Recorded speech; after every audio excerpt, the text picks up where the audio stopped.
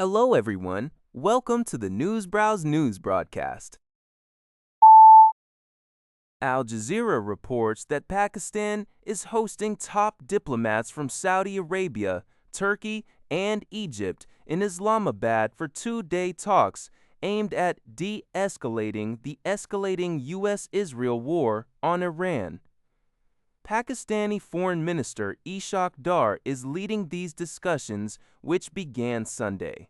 He recently announced Iran's agreement to allow 20 more Pakistani-flagged ships, or two daily, to pass through the strategically vital Strait of Hormuz.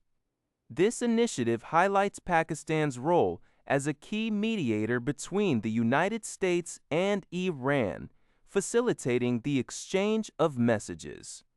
Prime Minister Shehbaz Sharif also held an extensive phone conversation with Iranian President Masoud Pezeshkian to prepare for these crucial talks. Al Jazeera's Kamal Kaider emphasized that diplomacy and dialogue are seen as the only viable path forward amidst rising regional tensions, including recent Houthi attacks on Israel and the deployment of additional U.S. forces to the Middle East. German Foreign Minister Johann Wadephul anticipates a direct U.S.-Iran meeting in Pakistan soon. NHK reports that Emirates Global Aluminium, the largest aluminum producer in the United Arab Emirates, has announced its site in Abu Dhabi sustained significant damage following Iranian missile and drone attacks. The company confirmed that some employees were injured in the Saturday attacks, though none of the injuries are life-threatening. Earlier, Abu Dhabi authorities had disclosed that debris from intercepted ballistic missiles fell into the industrial area, leading to multiple fires and injuring 6 individuals. This incident raises concerns as aluminum is a key UAE export to Japan.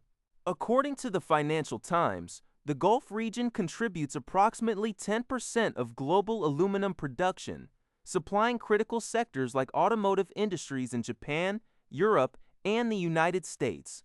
Automakers are reportedly apprehensive that an extended military conflict in the region could severely disrupt the global aluminum supply chain. Ukrainian President Volodymyr Zelenskyy recently made a surprise visit to the United Arab Emirates and Qatar, as reported by Central News Agency. Amidst the ongoing Middle East conflict, Qatar is looking to leverage its advanced drone technology to assist Gulf nations in defending against Iranian attacks. Zelenskyy indicated that Ukraine has already signed 10-year security agreements with Saudi Arabia and Qatar, with a similar pact anticipated soon with the UAE.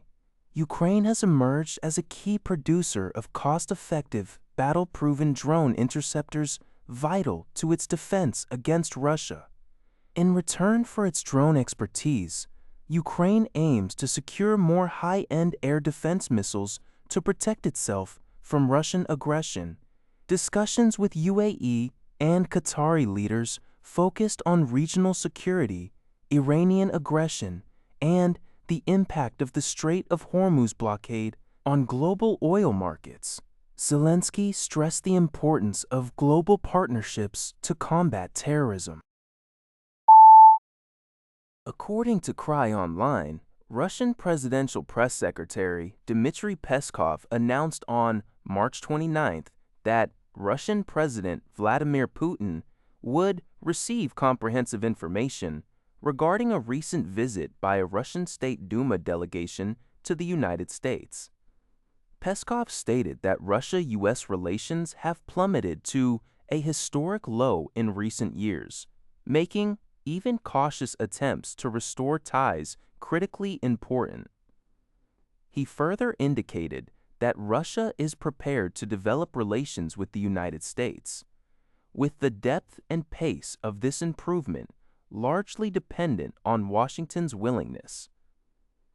This statement follows the first official interparliamentary contact between the two nations in years, which took place when the Russian State Duma delegation visited the U.S. from March 26 to 27. BBC reports on Gumsung, a 21-year-old North Korean defector residing in Seoul who lives in fear for his mother's life. He made a perilous journey to South Korea in 2019, leaving his mother, Yoon-hee, in China. As a sacrifice for his escape, Yoon-hee was sold into marriage with a Chinese man. After years of separation, Yoon-hee attempted to leave China in December 2024 to reunite with her son, but was arrested in January 2025 near the Myanmar border and transferred to a prison in northeastern China. Gumsung is desperate, fearing his mother's forced repatriation to North Korea, where defectors face torture, forced labor, sexual assault, or execution. The UN and human rights groups report up to 1,000 defectors might have been repatriated since October 2023, with 2 women reportedly executed. China's foreign ministry stated they are illegal immigrants, not refugees, and China handles such issues in a responsible manner in accordance with domestic and international law and in the spirit of humanitarianism. Gumsung pleads for his mother to be allowed to remain in China, if not to join him, to avoid a death sentence in North Korea. That's all for this video. Thank you for watching. See you in the next video.